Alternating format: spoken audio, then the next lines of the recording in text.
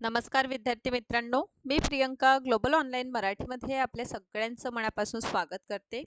आज आपण महाराष्ट्र सेट परीक्षा पेपर 1 करिता युनिट 10 हायर एज्युकेशन सिस्टमला आपण सुरुवात केलेली आहे आणि आज लेक्चर क्रमांक 8 मध्ये आपण राष्ट्रीय शैक्षणिक धोरण 1986 विषयी डिटेलमध्ये अभ्यास करणार आहोत.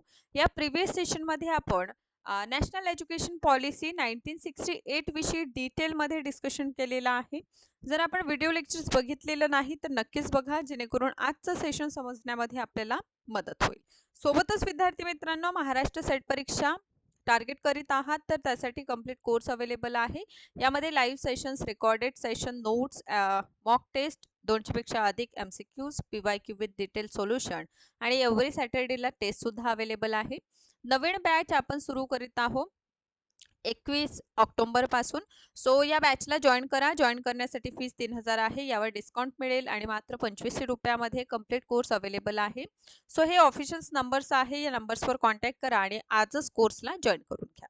सो विद्यार्थी मित्रांनो, आपण युनिट क्रमांक 10 ला सुरुवात केलेलं आणि या युनिट 10 मध्ये जे महत्त्वपूर्ण टॉपिक्स आपण कव्हर केलेला आहे ते आपण हायलाइटेड पॉइंट आजच्या सेशन अंतर्गत बघून घेऊया. म्हणजे कशा पद्धतीने आपण ही संपूर्ण युनिट कव्हर केलेली आहे हे सुद्धा आपल्याला लक्षात येईल आणि समोर येणाऱ्या सेशन्समध्ये आपण हायर एज्युकेशनचं असा कोणता भाग आहे ते डिटेलमध्ये करणार आहोत, तेही समजून घेण्यामध्ये मदत होईल. सो स्टार्टिंगमध्ये आपण बघितलं प्राचीन शिक्षण. प्राचीन शिक्षणाअंतर्गत आपण गुरुकुल सिस्टम बघितलेला आहे. गुरुकुल सिस्टम आणि गुरुकुल सिस्टम व्यतिरिक्त आपण जे प्राचीन शिक्षण केंद्र आहे, सेंटर पॉइंट आहे, हे सेंटर पॉइंट सुद्धा आपण डिटेलमध्ये अध्ययन केलेलं आहे. यामध्ये नालंदा, तक्षशिला, औदंतपुरी आहे ना, विक्रमशिला या सगळ्यांचा अभ्यास आपण डिटेलमध्ये बघितलेलं, ॲज वेल ॲज यावर आलेले MCQs आणि PYQ डिस्कशन केलेले. त्यानंतरच्या भागात मी आपल्याला मध्ययुगीन शिक्षण व्यवस्था याविषयी सांगितलेलं आहे की कशा प्रकारे मध्यकालामध्ये आपण बघितलं की मदरसा आणि मक्तब आपल्याला पाहायला मिळालेले. मध्यकालीन शिक्षणाच्या केंद्रामध्ये दिल्ली, आग्रा, बिदर या सगळ्यांविषयी आपण बघितलेलं आहे.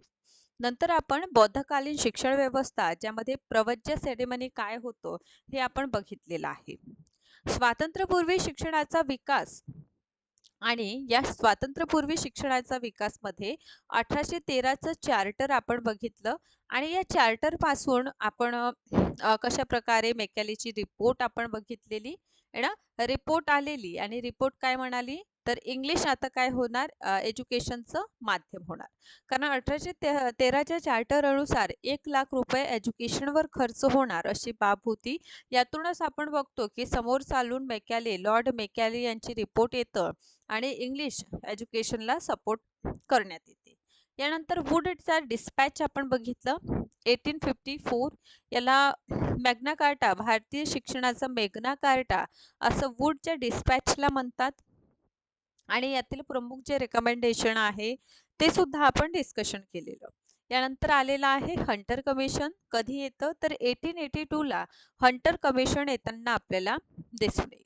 त्यानंतर आपण बघतो की 1902 म्हणजे 1901ला शिमला येथे बैठक होते आणि 1902ला आपल्याला पाहायला मिळते की थॉमस रॅले यांच्या अध्यक्षतेखाली कमिटी जी आहे, आयोग जे आहे उच्च शिक्षणासंबंधित निर्णय घेण्यासाठी गठन होतं आणि यातूनच म्हणजे रेले कमिशनचं जे काही रेकमेंडेशन आपण अभ्यास केलेलं त्यावर आधारित 1904 मध्ये भारतीय विश्वविद्यालय अधिनियम पारित करण्यात येतं आणि यानुसार जे विश्वविद्यालय आहे त्यांच्यावर कठोर नियंत्रण सुद्धा प्रस्थापित झालेला आपण अभ्यासला आहे ना. यानंतर आपण स्वातंत्र्योत्तर काळामध्ये यानंतर आपण वर्धा सँडलर कमिशन आपण अभ्यास केलेलं. सँडलर नंतर आपण वर्धा योजना, वर्धा स्कीम आपण बघितली आणि सर्वात शेवटी सार्जंट प्लॅन 1944 आपण बघितला आहे. म्हणजे स्वातंत्र्यपूर्व आपण एज्युकेशन संबंधित इथपर्यंतचा भाग कव्हर केलेला. समोर आपण बघितलेला आहे स्वातंत्र्यानंतर शिक्षण आयोग. स्वतंत्र भारताचा पहिला आयोग आपण बघतो राधाकृष्णन आयोग आहे, जे 1948-49 पर्यंत आपल्याला येताना दिसून येतं आणि शिक्षणासंबंधित यांनी संपूर्णतः रेकमेंडेशन केलेलं. म्हणजे त्यानंतर मुदलियर आयोग जे माध्यमिक शिक्षणासंबंधित रेकमेंडेशन करतात, डॉक्टर लक्ष्मण स्वामी मुदलियर यांच्या अध्यक्षतेखाली माध्यमिक शिक्षण आयोगाचं गठन होतं, ज्यालाच आपण मुदलियर आयोग म्हणतो, है ना. यानंतर आपण कोठारी कमिशन बघितलेलं, की संपूर्ण देशामध्ये एक समान शिक्षण लागू करण्यासाठी कोठारी कमिशनचं गठन झालं आणि कोठारी कमिशनने आपले रिपोर्ट जे आहे 1966 ला प्रस्तुत केलेली. यातूनच आपण बघतो की त्यामध्ये काही बदल करून 1968 मध्ये राष्ट्रीय शिक्षा नीती येते. ठीक आहे. आणि यानंतर आज आपण कंटिन्यू बघूया 1986 ची पॉलिसी, एज्युकेशन पॉलिसी. ठीक आहे. आणि आपण त्यानंतर 2020 एज्युकेशन पॉलिसी बघणार आहोत. म्हणजे पर्टिक्युलर हायर एज्युकेशनचा हा भाग आपल्या सगळ्यांसाठी खूप इम्पॉर्टंट आहे. सोबतच जर आपण प्रिपरेशन करीत आहात पेपर 1चं, तर नक्कीच आपण ऑफिशियल नंबर्सवर कॉन्टॅक्ट करून कोर्सला जॉईन करू शकता. चला, तर आपण बघूया आपला जो पर्टिक्युलर आजचा मेन पॉइंट आहे, मेन भाग आहे, त्याकडे आपण वळूया आणि बघूया राष्ट्रीय शैक्षणिक धोरण 1986. ठीक आहे. सो भारतीय शिक्षण आयोगाची स्थापना 1964 ला झाली आणि यांनी आपलं प्रतिवेदन प्रस्तुत केलेलं आहे 1966. आणि यातूनच संपूर्ण देशात एक समान शिक्षण संरचना म्हणजे 10+2+3 चा जो शैक्षणिक फॉर्म्युला आहे तो तयार झालेला आपल्याला दिसून येतो. यातूनच आपण बघतो की 1968 भारत सरकारने आर्थिक, सांस्कृतिक आणि राष्ट्रीय विकासासाठी राष्ट्रीय शैक्षणिक धोरण तयार करणे आवश्यक आहे असं मानलेलं. आणि यातूनच 24 जुलै 1968 मध्ये स्वतंत्र भारताचे पहिली राष्ट्रीय धोरण जे आहे, शैक्षणिक धोरण जे आहे, त्याचं अंमलबजावणीला सुरुवात झाली. पण आपण काय बघतो, मार्च 1977 मध्ये केंद्रामध्ये सरकार पालटलं आणि यातूनच नवे शैक्षणिक धोरण 1979 मध्ये घोषित झालं. आता आपण काय बघत आहोत बघा, 1968 पॉलिसी आली, 1977 सरकार पालटलं. यातून सरकारने घोषणा केली की नवीन शैक्षणिक धोरण येणार म्हणून. कधी? 1979 मध्ये. यातूनच 1986 मध्ये आपण बघतो की नवीन एज्युकेशन पॉलिसी प्रकाशित होतं आणि त्यासाठी कृती आराखडा सुद्धा मंजूर करण्यात येतो. आता यातूनच आपण बघतो की 1986चं धोरण याचं अंमलबजावणी यासाठी एकूण 12 दस्तऐवज आपल्याला विभाजन केलेलं म्हणजे टोटल जर 1986 आपण पॉलिसी बघितली, सो 86च्या पॉलिसीची जे डॉक्युमेंटेशन आहे, दस्तावेज आहे, त्याचे ओव्हरऑल 12 भाग आहे आणि यासाठी एक कृती कार्यक्रम किंवा आराखडा सुद्धा देण्यात आलेला आपल्याला दिसून येतं. आणि या कृती आराखड्यात 24 आपल्याला काय दिसून येतात, भाग दिसून येतात किंवा ऍक्शन जे आहे, प्लॅन्स जे आहे 24 आपल्याला कृती आराखडा ऍक्शन प्लॅन 1986च्या पॉलिसीमध्ये आपल्याला दिसून येतो. सोबतच 1986 मध्ये आपण काय बघतो की संपूर्ण देशामध्ये 10+2+3 चा जो संरचना आहे ते लागू करण्यात आली. फर्स्ट महत्वाचं आपल्याला रिकमेंडेशन दिसून येतं. चला, इथे मी व्यवस्थितरित्या तुम्हाला आणखीन डिटेलमध्ये हे गोष्ट एक्सप्लेन करते. 1986 ची नॅशनल एज्युकेशन पॉलिसी, या पॉलिसी अनुसार आपण बघतो की यासाठी कृती कार्यक्रम लागू करण्यात आलं. काय करण्यात आलं? कृती कार्यक्रम लागू करण्यात आलं. किती कृती कार्यक्रम होते? 24. ठीक आहे, 24 कृती कार्यक्रम आपल्याला दिसून येतं. सोबतच याचे जे दस्तावेज आहे 12 भागात याचे दस्तावेज आपल्याला दिसून येतं. ठीक आहे. सो काय महत्वपूर्ण रेकमेंडेशन 1986च्या पॉलिसीमध्ये आपल्याला दिसून येतं, तर सर्वप्रथम इथे लक्षात घ्या 10+2+3 चा फॉर्म्युला लागू करण्यात आला. बघा, 10+2+3 चा फॉर्म्युला इथे लागू करण्यात आलेलं. सोबतच आपण बघतो की 6 ते 14 वर्ष वयोगटातील जे बालक आहे, म्हणजे प्राथमिक शिक्षण जे आहे, प्राथमिक शिक्षण, ठीक आहे, हे प्राथमिक शिक्षण मोफत हे प्राथमिक शिक्षण आपल्याला कसं दिसून येतं? मोफत. प्राथमिक शिक्षण आपल्याला कसं दिसून येतं? मोफत आणि सक्तीचं. मोफत आणि अनिवार्य करण्यात आलेलं. ठीक आहे, चला. मोफत आणि अनिवार्य करण्यात आलेलं. सोबतच महिला शिक्षण जे आहे, वुमन्स एज्युकेशन, महिला शिक्षण, महिला शिक्षण, वुमन्स एज्युकेशन याला प्रोत्साहन मिळाले. काय मिळाले? वुमन्स एज्युकेशनला प्रोत्साहन देण्यात आलेलं. ठीक. यासोबतच व्यावसायिक आणि तांत्रिक शिक्षणासंबंधित रेकमेंडेशन केलेलं आहे. काय केलेलं आहे? व्यावसायिक आणि तांत्रिक एज्युकेशन संबंधित रिकमेंडेशन, तांत्रिक शिक्षण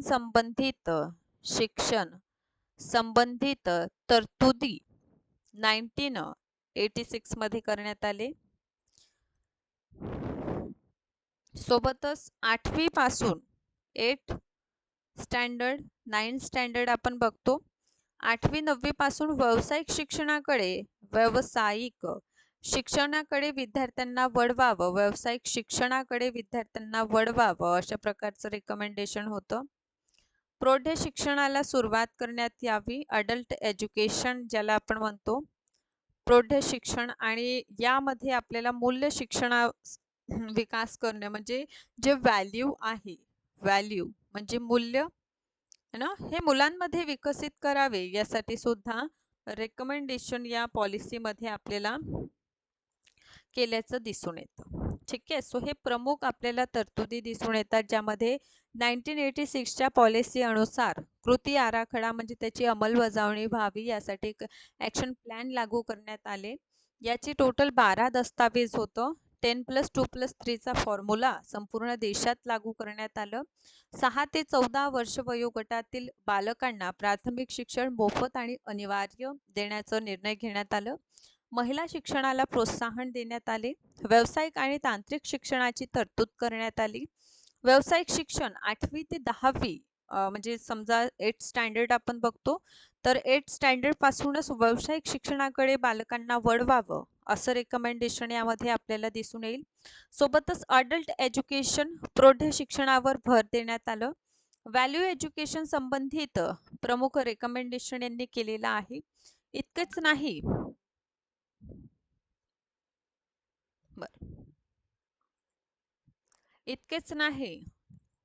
ठीक आहे. तर आपण बघतो, चला, इतकंच नाही तर समोर आपण बघतो गणित आणि सायन्स जे आहे, विज्ञान या संबंधित एज्युकेशनसाठी सामग्रींची व्यवस्था करावी. जसं की जर सायन्स आपण अभ्यास करीत आहोत, तर सायन्सचा अभ्यास हा प्रॅक्टिकली होणारा आहे. त्यामुळे प्रयोगशाळा है ना, जर शाळा आहे तर तिथे ग्रंथालयांची व्यवस्था करण्यात यावी. जर आपण शिक्षकांची निवड करीत आहोत, तर पात्र शिक्षक जे आहे, आता बघा, पात्र शिक्षक जे आहे यांचं निवड व्हावी. पात्र शिक्षक यांचं निवड करण्यात यावी. सर्वसमावेशक शिक्षणासंबंधित तरतुदी करण्यात आलं, म्हणजे सगळ्यांना सामावून घेणं, मग ते कोणीही असो. ठीक आहे. म्हणजे आर्थिक पृष्ठभूमी म्हणा, सामाजिक किंवा आर्थिकदृष्ट्या अल्पसंख्याक सगळ्यांना सामावून घेणारं शिक्षण जर आपण बोलत आहोत, तर शिक्षणाचं केंद्रस्थान असतो बालक, म्हणून बालकेंद्रित शिक्षणावर भर द्यावं, अशा प्रकारचं तरतूद होतं. आणि बालकेंद्रित शिक्षणाअंतर्गत आपण बघतो की ऑपरेशन ब्लॅकबोर्ड जे आहे, ब्लॅकबोर्ड राबवण्यात आलं. त्यामुळे हा प्रश्न विचारला जातो की ऑपरेशन ब्लॅकबोर्ड कधी आलेला आहे? 1987-88. ऑपरेशन ब्लॅकबोर्ड म्हणजे प्राथमिक शिक्षणासाठी पायाभूत सुविधा देणे.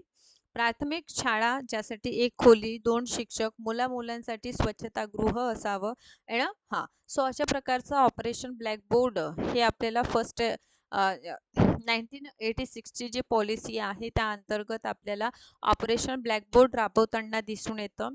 ऑपरेशन ब्लॅकबोर्ड काय आहे? ठीक आहे. सो जे प्रायमरी एज्युकेशन आहे, प्राथमिक शिक्षणासाठी पायाभूत सुविधा उपलब्ध करून देणे. आणि हे पायाभूत सुविधा म्हणजे काय, तर प्राथमिक शिक्षणासाठी वर्गखोली, तिथे 2 शिक्षक असावे आणि स्वच्छतागृह मुलांसाठी असाव्या, अशा प्रकारचं तरतुदी आपल्याला केलेलं दिसून येतं. ठीक आहे.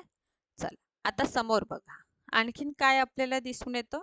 नवोदय विद्यालयाची स्थापना करण्यात आली. ठीक आहे. नवोदय विद्यालय हे नवोदय विद्यालय हे सुद्धा एक प्रमुख रिकमेंडेशन आपल्याला दिसून येतं. सोबतच अखिल भारतीय तंत्र शिक्षण परिषद गठन करण्यात आलं. तांत्रिक एज्युकेशनसाठी अखिल भारतीय तंत्र शिक्षण परिषद. ठीक आहे. अखिल भारतीय तंत्र शिक्षण परिषद जे आहे ते गठन करण्यात आलेलं आपल्याला दिसून येतं. याचा अर्थ हे जी पॉलिसी आपण बघतो, या पॉलिसी अनुसार ऑपरेशन ब्लॅकबोर्ड लागू करण्यात आलेलं कधी, तर 1987 मध्ये नवोदय जवाहर विद्यालयाची स्थापना करण्यात आली. तंत्र शिक्षणासाठी अखिल भारतीय तंत्र शिक्षण परिषद जे आहे त्याचं गठन करण्यात आलं. सर्वसमावेशक शिक्षणासंबंधित सांगितलेलं आहे आणि बालकेंद्रीय शिक्षण या संबंधित आपल्याला इथे रिकमेंडेशन केलेलं दिसून येतं. ठीक आहे. बरं. राष्ट्रीय शैक्षणिक धोरण 1986 12 भागांमध्ये विभाजित आहे. यासाठी कृती कार्यक्रम लागू करण्यात आलं. 10+2+3 ची शैक्षणिक संरचना संपूर्ण देशामध्ये लागू करण्यात आली. 6 ते 14 वर्ष वयोगटातील बालकांना प्राथमिक शिक्षण मोफत आणि अनिवार्यची अट होती. प्राथमिक शिक्षणात अपव्ययावर बंदी घालण्यात आली. सोबतच महिला शिक्षणांना प्रोत्साहन, महिला निरक्षरता निर्मूलन आणि महिलांना व्यावसायिक आणि तांत्रिक शिक्षणाचं प्रशिक्षणावर भर देण्यात आलेलं. अल्पसंख्याकांच्या शिक्षणाकडे गुणात्मक आणि सामाजिक दृष्टिकोनातून विशेष लक्ष दिले जावे, अशा प्रकारचं रिकमेंडेशन आहे. अपंगाच्या शिक्षणासाठी विशेष प्रयत्न केले जातील. हुशार मुलांसाठी वेगवान शाळा स्थापन करावे. वरिष्ठ माध्यमिक स्तरावर व्यावसायिक शिक्षण म्हणजे 8th स्टँडर्ड पासून व्यावसायिक शिक्षणाला सुरुवात करून द्यावी. शिक्षणाच्या प्रत्येक स्तरानुसार अनिवार्य कार्यानुभव म्हणजे प्रॅक्टिकल जे असतात त्याला सुरुवात करावी. प्रौढ शिक्षण म्हणजे अडल्ट एज्युकेशन संबंधित आपल्याला दिसून येतं व्यवस्था करावी. तांत्रिक आणि व्यावसायिक शिक्षण संस्थांना अधिक सुविधा पुरवल्या जाव्या. शिक्षणातून मूल्य व्हॅल्यू विकसित करावे, असं सुद्धा आपल्याला तरतुदी यामध्ये केलेल्या दिसून येतात. इतकंच नाही तर गणित आणि विज्ञान विषय आहे. सो गणित आणि विज्ञान विषयासाठी आधुनिक तांत्रिक उपकरण जे आहे त्यांची व्यवस्था करावी. पुस्तकांचा दर्जा सुधारण्यासाठी लेखनाला प्रोत्साहन देण्यासाठी ग्रंथालय याची योग्य व्यवस्था करावी. पात्रता, वस्तुनिष्ठता, व्यावहारिकता या आधारावर शिक्षकाची निवड करावी. म्हणजे शिक्षकाची निवड जर आपण करत आहोत तर त्यांच्याकडे क्वालिफिकेशन सुद्धा आवश्यक आहे. इन्क्लुझिव्ह एज्युकेशन आहे ना, म्हणजे सर्वसमावेशक शिक्षण याचं सोय करावं. म्हणजे अपंग असो, आर्थिकदृष्ट्या दुर्बळ असो आहे ना, अशा सगळ्यांना शिक्षणाच्या प्रवाहामध्ये सामावून घेणं म्हणजेच इन्क्लुझिव्ह एज्युकेशन होतं. यावर महत्त्व दिलं. शिक्षण हे राष्ट्रीय महत्त्वाचं आहे हे सुद्धा मान्य केलं. मुलांचं शिक्षणासाठी चिल्ड्रन्स एज्युकेशन म्हणजे चाइल्ड सेंटर्ड आपण एज्युकेशन पद्धती वापरावी. कारण शिक्षणाचा मुख्य जो घटक आहे तो घटक म्हणजे बालक आहे आणि त्या बालकालाच केंद्रस्थानी ठेवून आपल्याला काय करायचं आहे, एज्युकेशन द्यायचं आहे. ओके. सोबतच ऑपरेशन ब्लॅकबोर्ड लागू करण्यात आलं. प्रायमरी एज्युकेशनसाठी पायाभूत सुविधा उपलब्ध करून देणे. फॉर एक्झाम्पल काही क्षेत्राचं जसं 2 ते 3 किलोमीटरच्या अंतरावर समजा प्राथमिक शाळा ज्यासाठी एक वर्ग असेल, शिक्षक शिक्षिका असेल, स्वच्छतागृह असेल, अशा सुविधा ऑपरेशन ब्लॅकबोर्ड अंतर्गत प्रोव्हाइड करण्यात आलं. बघा, ऑपरेशन ब्लॅकबोर्ड हे NEP 1986 अंतर्गत आपल्याला दिसून येतं. कधी सुरू झालेलं आहे, 1987-1988 मध्ये आपण बघतो की हे स्टार्ट झालेलं आहे. ठीक आहे. ऑपरेशन ब्लॅकबोर्ड भारतातील प्राथमिक शिक्षणामध्ये मानवी आणि भौतिक संसाधनाची उपलब्धता वाढवणे हे याचं उद्दिष्ट आहे. प्राथमिक शाळांना प्रत्येक वर्गासाठी किमान एक खोली असावी, 2 शिक्षक असावं, मुलं आणि मुलांसाठी काय असावं, स्वतंत्र स्वच्छतागृह, शौचालय असावे. है ना? म्हणजे प्रायमरी एज्युकेशनसाठी पायाभूत सुविधांचा पुरवठा करणं हे ऑपरेशन ब्लॅकबोर्डचं मुख्य ऑब्जेक्टिव्ह होतं. ओके. नवोदय विद्यालय इस्टॅब्लिश करण्यात आले. केंद्रीय ग्रामीण संस्था परिषदेची स्थापना करण्यात आलेली. अखिल भारतीय तंत्रशिक्षण परिषद आणि राज्य तंत्रशिक्षण मंडळाला बळकट करण्यासाठी योजना करण्यात आले. हे का बरं? कारण जे आपलं टेक्निकल पार्ट आहे, टेक्निकल एज्युकेशन आहे, टेक्निकल एज्युकेशन पण आपलं स्ट्रॉंग असावं. यासाठी अखिल भारतीय तंत्रशिक्षण परिषदेचं गठन त्याला बळ देण्याचं काम आपल्याला एज्युकेशन पॉलिसीने केलेलं दिसून येतं. ठीक आहे. जवाहर नवोदय विद्यालय जे आहे, JNV म्हणून ओळखलं जातं. हे हे भारतामध्ये ग्रामीण भागात राहणाऱ्या विद्यार्थ्यांना उच्च दर्जाचं शिक्षण देण्यासाठी जवाहर नवोदय विद्यालय जे आहे याचं इस्टॅब्लिशमेंट झालेलं आपण बघतो. सो अशा प्रकारे विद्यार्थी मित्रांनो आपण 1986 ची जी आपली एज्युकेशन पॉलिसी आहे याचा अभ्यास करतो. आता आपण बघा आतापर्यंत 1968 बघितलं, 1986 ची पॉलिसी बघितली. आता आपण बघूया राममूर्ती समिती. आता ही राममूर्ती समिती जी आहे ते कधी आलेली आहे, तर इथे हायलाइट करा. 1990 मध्ये राममूर्ती कमिशन किंवा समिती कमिटी आलेली आपल्याला दिसून येतं. तर 7 मे 1990 मध्ये राममूर्ती यांच्या अध्यक्षतेखाली 1990 मध्ये या समितीचं गठन होतं. ठीक आहे. सो या समितीचं जेव्हा गठन होतं त्यामध्ये ओव्हरऑल किती होते, 16 सदस्य आपल्याला दिसून येतं. राममूर्ती कमिशन मध्ये जे मेंबर्स आहे 16 होते. प्रबुद्ध आणि मानवीय समाजासाठी शैक्षणिक धोरण अशा टायटल अंतर्गत हे आपलं जे शैक्षणिक धोरण आहे, रेकमेंडेशन आहे ते देतात. आता लक्षात घ्या 1968, 1986 यानंतर राममूर्ती समिती येते जे 1990 मध्ये येणार. राममूर्ती समिती सर्वप्रथम प्राथमिक शिक्षणाच्या सार्वत्रिकरणाच्या कामाकडे लक्ष देते. म्हणजे प्रायमरी एज्युकेशन जे आहे ते सर्वांना मिळावं है ना, म्हणजे पोहोचावं त्यासाठी ते काम करते. म्हणजे हे पहिली त्यांचं प्रमुख रिकमेंडेशन असेल की प्राथमिक शिक्षण हे काय असावं, सार्वजनिकरित्या सार्वत्रिक मिळावं. 1990 ते 91 मध्ये ऑपरेशन ब्लॅकबोर्ड जे आहे 50% शाळांमध्ये पोहोचलाच नव्हता.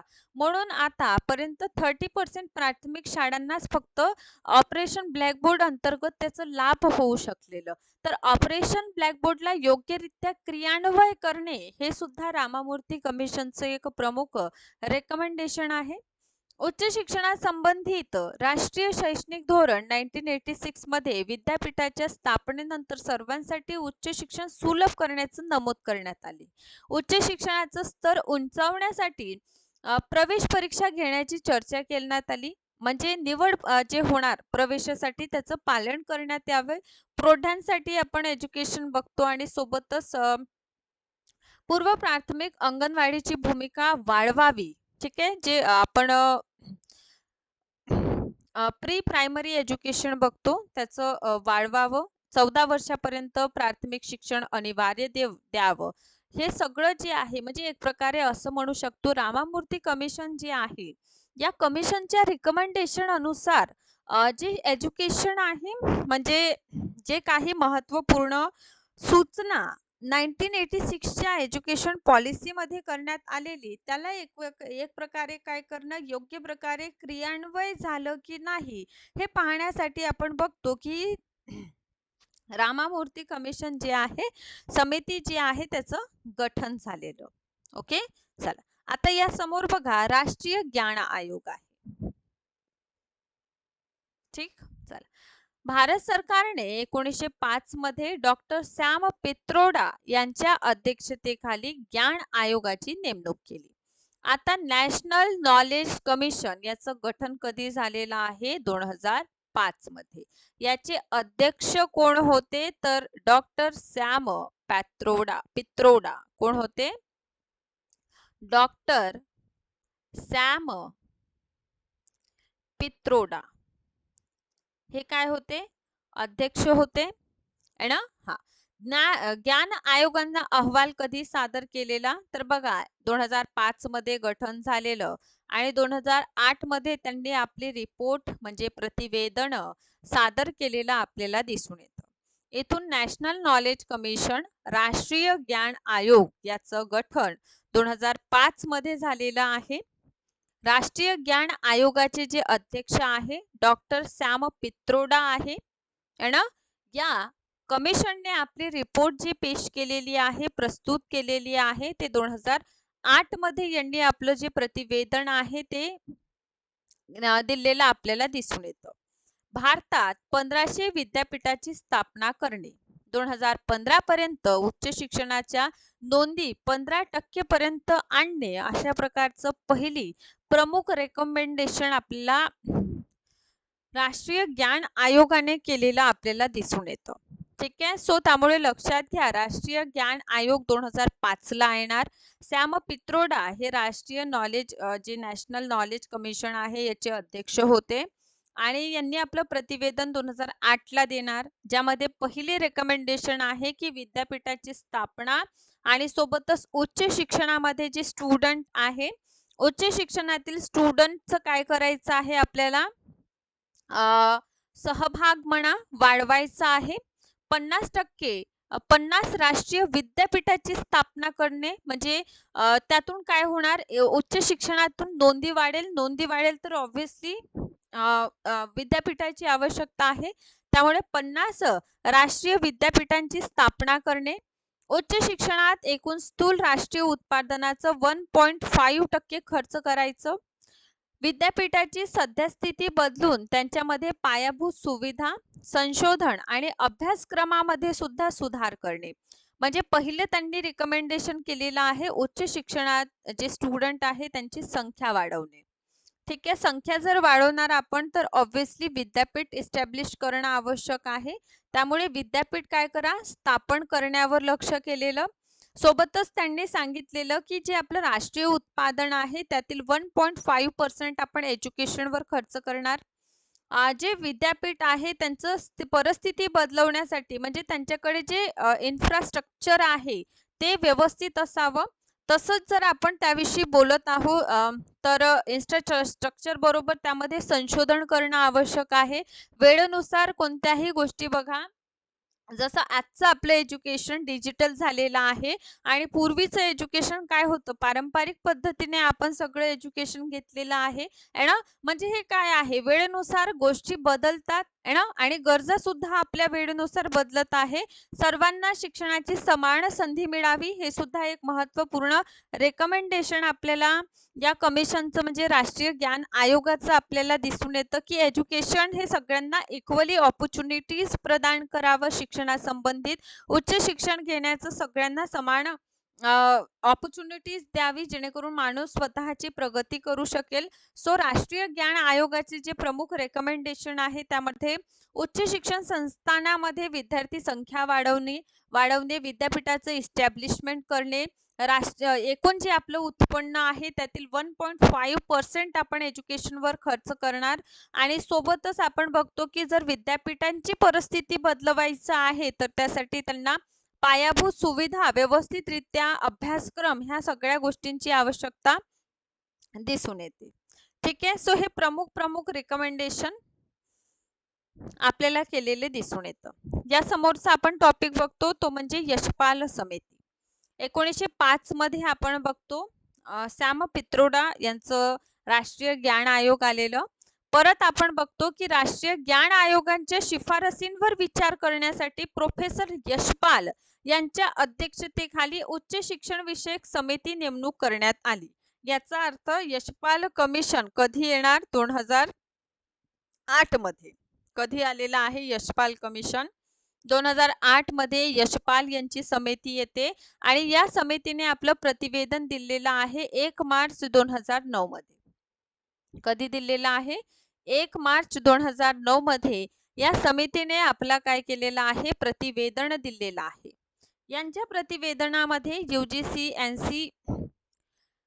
NCHER यासारख्या स्वायत्त संस्था बरखास्त करून उच्च शिक्षणाचं नियमन करण्यासाठी राष्ट्रीय उच्च शिक्षण आणि संशोधन आयोग म्हणजे NCHER जे आहे यांचं इस्टॅब्लिशमेंट व्हावं. आता बघा, the National Commission for Higher Education and Research याचं इस्टॅब्लिशमेंट करण्यात यावे.